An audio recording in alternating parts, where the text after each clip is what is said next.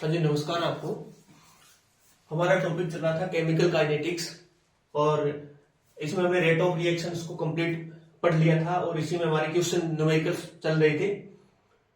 तो कुछ न्यूमेरिकल्स तो हम पिछली क्लास में पढ़ चुके हैं, आगे कंटिन्यू इसी न्यूमेरिकल्स को करते हैं अपने। तो नेक्स्ट न्यूमेरिकल जो अपना 4 नंबर है वो देखें अभी। देखो क्या इसमें लिख रखा है कि एक रिएक्शन दे रखी है SO2 रिएक्टेंट्स जो है वो SO3 प्रोडक्ट्स बना रहे हैं। तो इसमें मैं रिएक्शन में थोड़ा सा चेंज कर देता हूं, प्लस O2 भी है यहाँ पे रिएक्शन। ये पूरी कंप्लीट नहीं लिखी हुई, मैं इसको लिख देता हूं। तो SO2 और प्लस में O2, SO2 और O2 रिएक्टेंट्स जो है वो मिलके प्रोडक्ट SO3 बना रहे हैं।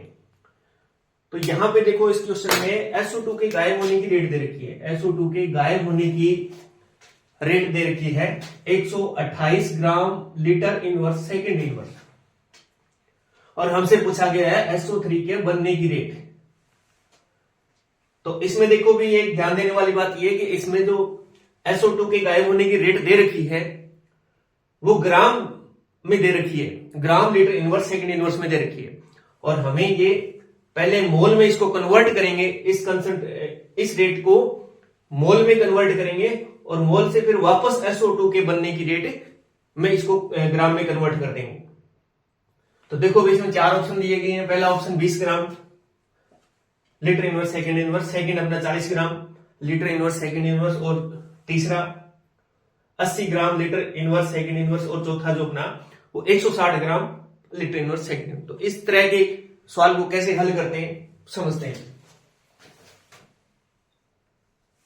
फोर्थ क्वेश्चन,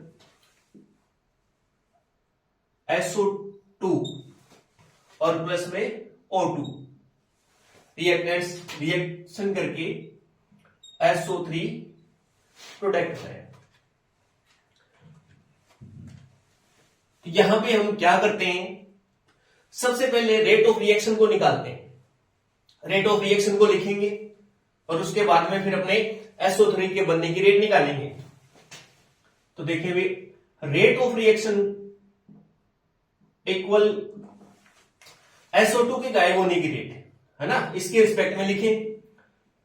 तो स्टाइकियोमेट्रिक कोफिशिएंट से इसको डिवाइड किया हमने, नेगेटिव साइन और SO2 के गायब होने की रेट, ये रेट ऑफ रिएक्शन हुआ।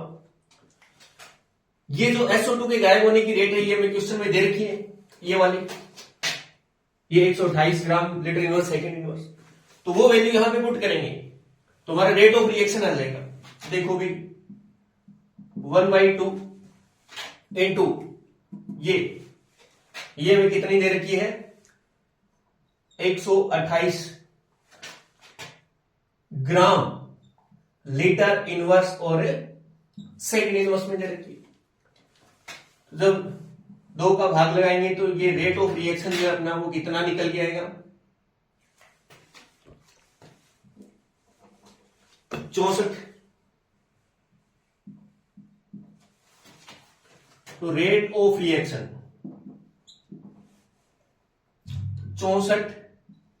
64 ग्राम लीटर इनवर्स और सेकेंड इनवर्स में आते हैं। ऐसे क्वेश्चन को सोल्व करते हैं तो पहले इसको ग्राम को हम मोल में कन्वर्ट करेंगे, और हम जानते हैं कि ग्राम और मोल में, वेट और मोल में क्या रिलेशन होता है।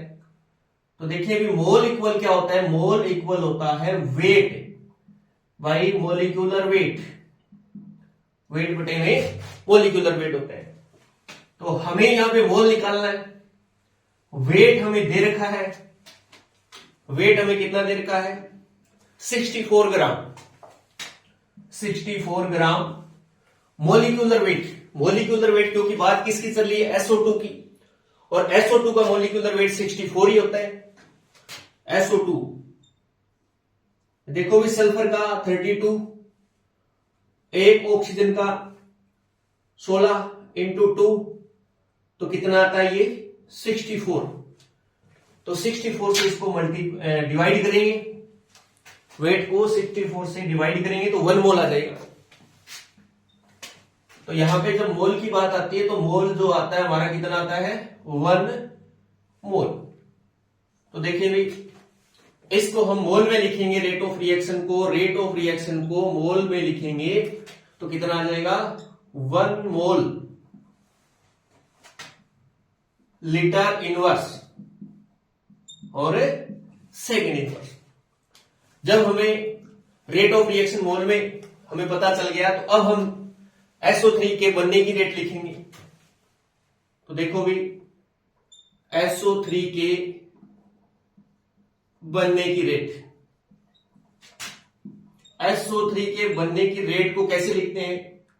प्रोडक्ट है तो 1 स्टाइकियोमेट्री कोफिशिएंट, ब्रैकेट में पॉजिटिव साइन, SO3 की कंसंट्रेशन में चेंज और बटे में चेंज इन टाइम, इस तरह से।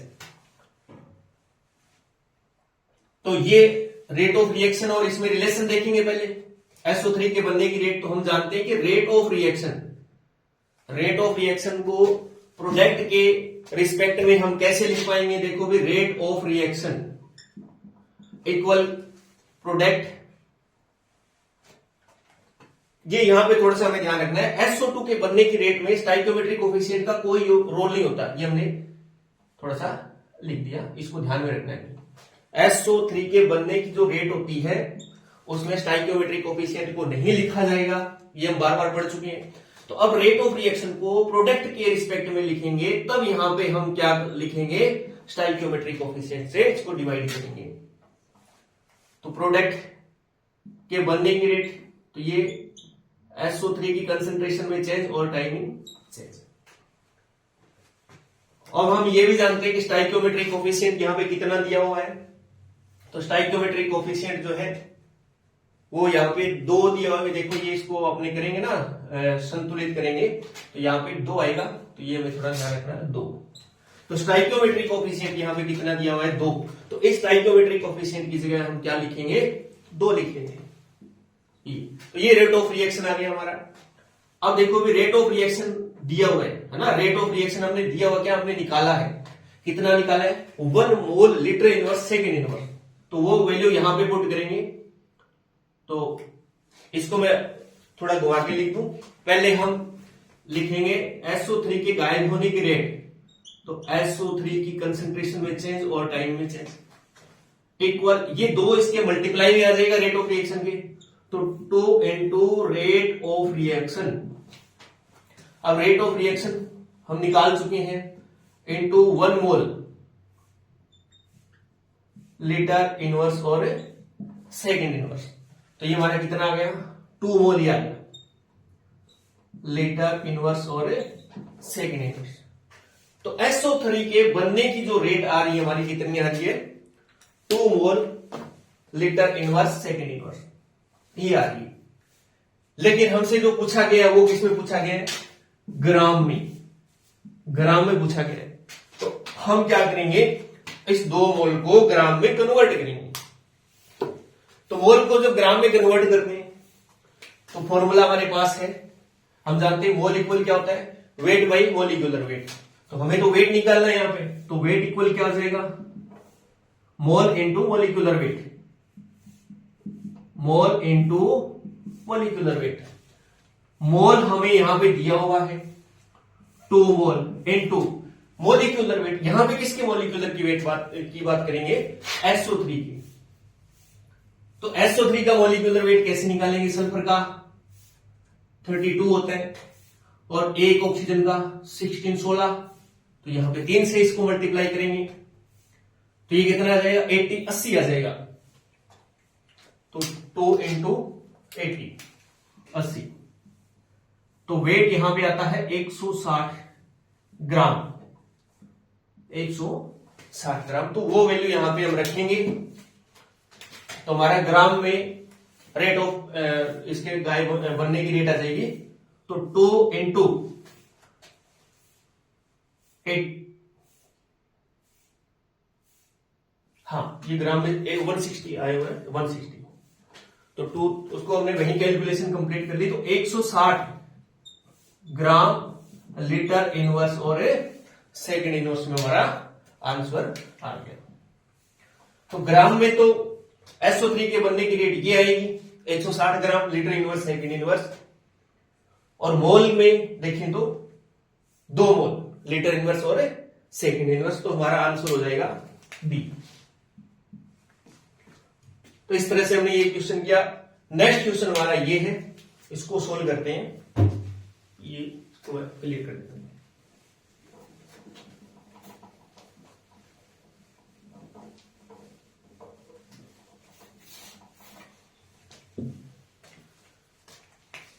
ये क्वेश्चन देखें अभी।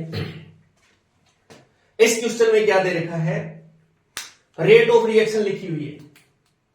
ये जो लिखी हुई है ना ये वाली चीज, ये रेट ऑफ रिएक्शन लिखा हुआ है, पूरी अभिक्रिया का वेग लिख रखा है यहां पे, और हमसे रिएक्शन पूछिए किस रिएक्शन के लिए ये रेट ऑफ रिएक्शन लिखा हुआ है।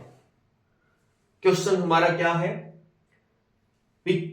4 रिएक्शन नीचे लिखी हुई है, इन 4 रिएक्शंस में से हमें वो रिएक्शन पहचाननी है जिसका यह रेट ऑफ रिएक्शन लिखा हुआ है। इसके 2 तरीके हैं, या तो हम क्या करें, नीचे जो भी चारों रिएक्शन लिखी हुई उन सब का अलग अलग रेट ऑफ रिएक्शन निकालें तो हमें पता चल जाएगा, या हम डायरेक्ट इससे कैसे पता कर सकते हैं। तो इसको देखते हैं इस तरह के क्वेश्चन को कैसे करना होता है। तो ये रेट ऑफ रिएक्शन में यहां लिख रहा हूं minus dA/dt equal 1/2 dB/dt equal दिया हुआ है 2 dd/dt और इक्वल दिया हुआ -1/3 dC/dt। तो सबसे पहले तो हमें ये पता होना चाहिए इसमें 4 जो दिए हुए हैं उनमें 2 रिएक्टेंट्स हैं और 2 प्रोडक्ट हैं। हमें इनमें पता करना है रिएक्टेंट कौन से प्रोडक्ट कौन से। तो हम ये जानते हैं कि रिएक्टेंट्स जो होते हैं उनकी जब रेट लिखते हैं तो उनके आगे नेगेटिव साइन लिखते हैं। तो ये वाला ए ये रिएक्टेंट है, ये प्लस में है तो ये प्रोडक्ट होगा, ये भी पॉजिटिव है तो प्रोडक्ट है, और ये नेगेटिव साइन आ गया इसका मतलब ये क्या है, रिएक्टेंट है। तो यहां पे रिएक्टेंट 2 दिए हुए हैं, ए और सी रिएक्टेंट है, और ये दोनों बी और डी यहां पे क्या है, प्रोडक्ट है। तो सबसे पहले हम रिएक्टेंट लिखते हैं, तो मैं रिएक्टेंट क्या लिखा, ए और प्लस में सी, ये दोनों प्रोडक्ट है, सॉरी रिएक्टेंट है। और रिएक्शन करके ये क्या बनाएंगे, प्रोडक्ट। तो प्रोडक्ट यहां पे क्या क्या बनेंगे, बी प्लस में डी, ये प्रोडक्ट बन गए। पहले तो ये कंप्लीट हो गया। अब देखते हैं इनके स्टाइकियोमेट्रिक कोफिशिएंट। तो स्टाइकियोमेट्रिक कोफिशिएंट हम जानते हैं कि बटे में लिखे जाते हैं। जब बटे में जो स्टाइकियोमेट्रिक कोफिशिएंट है वो तो यहां पे किस में आ जाएंगे, लिखते समय मल्टीप्लाई में आ जाएंगे। और जो मल्टीप्लाई में स्टाइकियोमेट्रिक कोफिशिएंट यहां पे जो भी मल्टीप्लाई में लिखा हुआ है वो यहां पे किस में आ जाएगा, भाग में आ जाएगा। ऐसा ही करते हैं रेट ऑफ रिएक्शन में जो स्टाइकियोमेट्रिक कोफिशिएंट बटे में लिखा होता है तो वो रिएक्शन में आगे मल्टीप्लाई में आ जाता है, और जो स्टाइकियोमेट्रिक कोफिशिएंट इस रेट ऑफ रिएक्शन में मल्टीप्लाई में लिखा होता है वो यहां पे भाग में आ जाएगा। तो सबसे पहले ए की बात करें तो यहां पे स्टाइकियोमेट्रिक कोफिशिएंट नहीं दिया हुआ है तो इसके आगे कुछ भी नहीं लिखेंगे। सी की बात करते हैं, सी। तो सी के आगे देखो स्टाइकियोमेट्रिक कोफिशिएंट बटे में लिखा हुआ है 3, तो ये यहां पे मल्टीप्लाई में आ जाएगा। बी की बात करते हैं, बी में स्टाइकियोमेट्रिक कोफिशिएंट बटे में लिखा हुआ है 2, तो यहां पे मल्टीप्लाई में आएगा।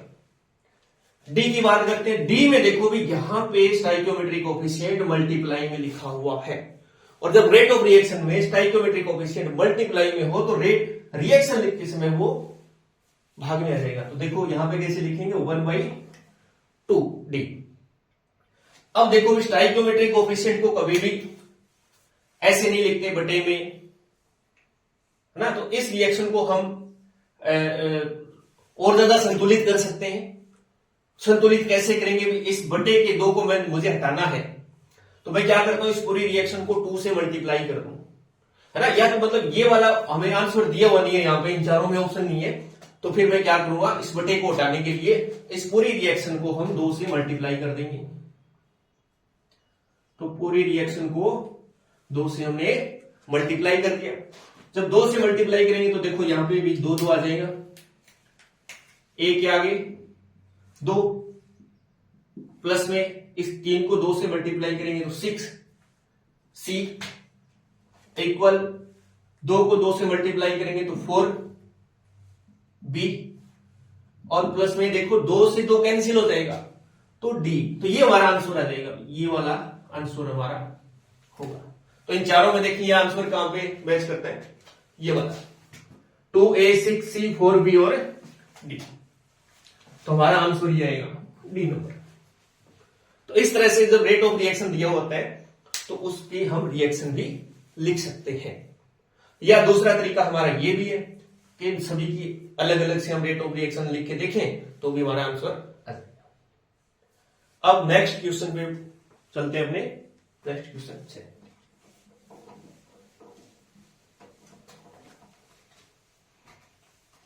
सिक्स नंबर क्वेश्चन देखो भी क्या कहता है। इसमें एक रिएक्शन लिखी हुई है और इसमें करेक्ट रिलेशन पूछा है। तो हम क्या करते हैं, इस पूरी रिएक्शन का रेट लिख लेंगे, रेट ऑफ रिएक्शन लिखेंगे, और जिन जिन में रिलेशन दे रखा है केवल उन्हीं को देखेंगे, फिर हमें पता चल जाएगा कौन सा रिलेशन इसमें सही है। तो रिएक्शन हमारी क्या है एक बार मैं वो भी लिख लेता हूं। BrO3 नेगेटिव प्लस में 5Br नेगेटिव और प्लस में 6H पॉजिटिव, क्या बन रहा है यहां पे 3Br2 और प्लस में 3H2। इस रिएक्शन का हमें रेट लिखना हो तो हम जानते हैं सभी के रिस्पेक्ट में लिख देंगे, जितने भी रिएक्टेंट है उनके रिस्पेक्ट में और जितने प्रोडक्ट है उनकी रिस्पेक्ट में रेट ऑफ रिएक्शन लिखते हैं। तो कैसे लिखते हैं, इसके रिस्पेक्ट में लिखेंगे तो नेगेटिव साइन, क्योंकि स्टाइकोमेट्रिक कोफिशिएंट है नहीं, यहां पे एक है तो मतलब है लेकिन वो एक है तो एक लिख देंगे, और नेगेटिव साइन आएगा तो चेंज इन कंसंट्रेशन, किसकी कंसंट्रेशन में चेंज, BO3 माइनस की कंसंट्रेशन में चेंज, और बटे में dt।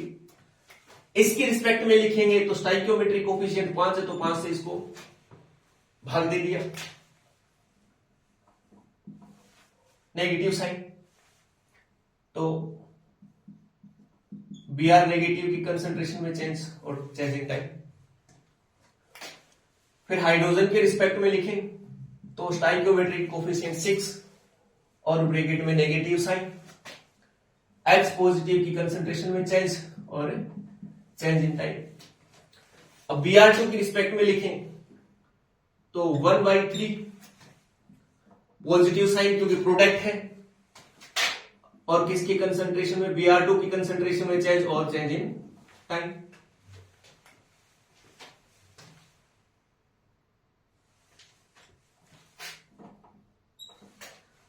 इक्वल इसके रिस्पेक्ट में लिखे H2O की रिस्पेक्ट में तो 1/3 चेंज इन कंसंट्रेशन, किसकी कंसंट्रेशन में चेंज, H2O, और बटे में चेंज इन टाइम। अब हमें जिनमें रिलेशन पूछा है वो हम देख लेंगे। तो यहां पे Br2 और Br माइनस में रिलेशन पूछा गया है तो उनको हम अलग कर लेंगे ना। तो Br माइनस और Br2 इनको हम अलग से लिख लेते हैं, क्योंकि ये दोनों इक्वल है, सब इक्वल है तो ये दोनों भी क्या है, एक दूसरे के इक्वल है। तो पहले मैं इसको लिखूं और बाद में इसको लिख लेता हूं। देखो 1/3 ब्रोमीन की कंसंट्रेशन में चेंज Br2 की और चेंज इन टाइम, इक्वल हम ये भी लिख सकते हैं। तो इक्वल क्या लिखेंगे, ये 1/5 नेगेटिव Br नेगेटिव की कंसंट्रेशन में चेंज और चेंज इन टाइम। तो 1/3 को मैं इधर लेके आऊं तो ये मल्टीप्लाई में आ जाएगा। तो देखो भी Br2 की कंसंट्रेशन में चेंज बाई dt इक्वल क्या हो जाएगा 3/5 है ना, 3/5, और ये नेगेटिव साइन में चाहे पहले लगा तो चाहे उसमें पहले लगाया तो पहले हम लिख सकते हैं, एक ही बात है। ब्रैकेट खुले तो ये पहले आ जाएगा, तो नेगेटिव 3/5 और बी आर माइनस की कंसेंट्रेशन में चेंज और चेंज इन टाइम। तो ये रिलेशन हमारा आता है। अब ये देखते हैं कौन से में, ये पहले में, तो देखो कि 3/5 नेगेटिव, तो ये वाला आंसर हमारा करेक्ट होगा, डी नंबर। तो इसका आंसर आएगा हमारा डी नंबर। अब हम बात करते हैं नेक्स्ट क्वेश्चन की, 7 नंबर क्वेश्चन। नेक्स्ट इस क्वेश्चन में देखो भी एक ग्राफ दिया गया और इस ग्राफ को देख के हमें इस अभिक्रिया की रेट निकालनी है। तो देखो भी यहां पे एक्स और वाई एक्सिस पे कंसंट्रेशन को दे रखा है, कैपिटल एम का मतलब यहां पे मोलर है, और मोलर को हम जानते हैं मोल पर लीटर को मोलर कहते हैं। और एक्स एक्सिस पे क्या दिया हुआ है, टाइम दिया हुआ है सेकंड में। तो इसका मतलब क्या हुआ, देखते हैं यहां पे, मैं इसको मिटा देता हूं। 7 नंबर क्वेश्चन, ये हमारा ग्राफ है, थोड़ा सीधा बना देता हूं। ये ग्राफ दिया होगी इस तरह से। तो ये पहली बात तो ये ग्राफ रिएक्टेंट के लिए, प्रोडक्ट के लिए, वो हमें पता होना चाहिए। तो देखो भी ये 50 मोलर कंसंट्रेशन, ये ग्राफ रिएक्टेंट के लिए है, प्रोडक्ट के लिए नहीं है। ये ग्राफ हमें कैसे पता चला कि ये रिएक्टेंट के लिए है, क्योंकि ये ग्राफ जो है वो डिक्रीज होता हुआ ग्राफ है यहां पे। इसका मतलब क्या हुआ, अभी कंसंट्रेशन जो है यहां पे, ये जो कंसंट्रेशन है ये टाइम के साथ साथ डिक्रीज हो रही है, क्योंकि यहां पे टाइम देखो देर का है, यहां पे टाइम हमारा कितना देर का है, 10 सेकेंड। तो सबसे पहले देखो भी ये 10 सेकेंड पर कंसंट्रेशन हमारी कितनी है, 50 मोलर है। 10 सेकेंड के ऊपर कंसंट्रेशन जो है, रिएक्टेंट की कंसंट्रेशन 50 मोलर है। लेकिन जैसे जैसे टाइम निकला, यानी कि जैसे जैसे हम पहुंचे 40 सेकेंड पे, तो 40 सेकेंड पे ये कंसंट्रेशन जो है वो डिक्रीज हो गई, और 40 सेकेंड पर जाते जाते ये कंसंट्रेशन डिक्रीज होकर कितनी रह जाती है, 30 मोलर रह जाती है। तो हमें रेट ऑफ रिएक्शन निकालना है, तो बहुत आसान है, निकाल देंगे। तो इस अभिक्रिया के लिए रेट ऑफ रिएक्शन को लिखे तो कैसे लिखते हैं, 1 स्टोइकियोमेट्रिक कोएफिशिएंट, तो वो हमें दे नहीं रखा, तो इसको हम एक बार नहीं लिखेंगे, दे ही नहीं रखा। तो इसका फिर क्या करते हैं, ऊपर तो लिखते हैं change in concentration, change in concentration, सांद्रता में परिवर्तन, और बटे में क्या लिखते हैं, change in time, change in time. अगर प्रोडक्ट की बात करें तो पॉजिटिव साइन, और रिएक्टेंट की बात करें तो नेगेटिव साइन आता है। तो यहां पे कंसंट्रेशन देखो भी, फाइनल कंसंट्रेशन 30 मोल 30 मोलर रह जाती है, और इनिशियल कंसंट्रेशन 50 मोल।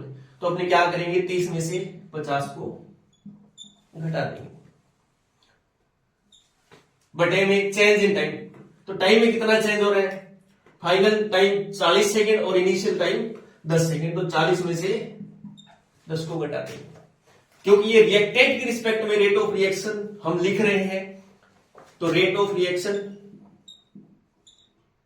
इक्वल नेगेटिव साइन किसकी कंसंट्रेशन में, रिएक्टेंट की कंसंट्रेशन में चेंज, और चेंज इन टाइम इक्वल, तो ये नेगेटिव साइन तो है।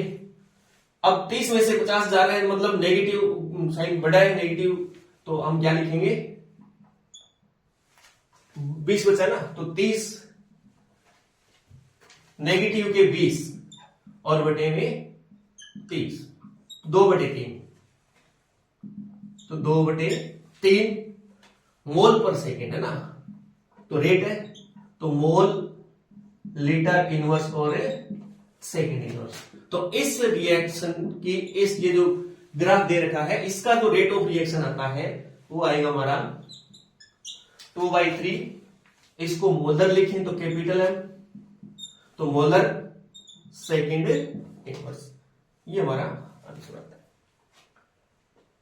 तो केमिकल काइनेटिक्स में हमने जो टॉपिक हमारा चल रहा है, हमारा रेट ऑफ रिएक्शन, वो हमने कंप्लीट पढ़ लिया है, और इससे रिलेटेड रीजनिंग या जो भी न्यूमेरिकल्स है, किस तरह की न्यूमेरिकल्स हमारे बन सकते हैं, इसके टाइप हमने काफी देखे हैं। तो ये टॉपिक हमारा यहाँ पे अच्छे से क्लियर होता है। अब नेक्स्ट क्लास में हम नेक्स्ट टॉपिक लेके चलेंगे। धन्यवाद।